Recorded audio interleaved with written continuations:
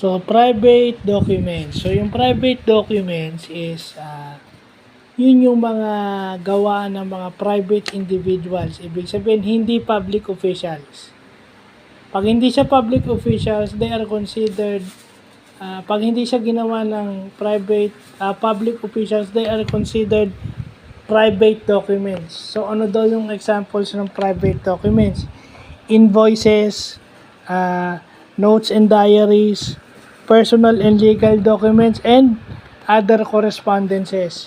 So, hindi natin pwedeng ilagay yung contract kasi karamihan ng contract ninonotaryo.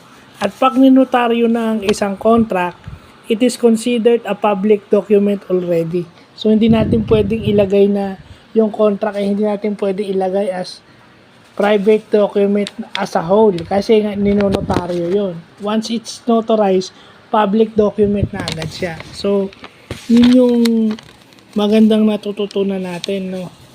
Alam na natin yung private and public documents. Yung public documents, yun yung iba-vlog natin susunod, no? Yung birth certificate at saka yung yung mga birth and death certificate. Kasi, di ba, nauuso rin yung peking birth certificate. Doon lumabas yung si Alice ko. Lumalabas, fake yung birth certificate. Oh. Based dun sa investigation sa Senado, lumalabas Chinese national pala tong si Alice ko, di ba? Oh. Public document pala yung yung birth certificate. So, alam na natin, na-distinguish na natin kung ano yung private and public documents. So, pag private, yung gawa ng mga private persons o private individuals. So, yun lang po.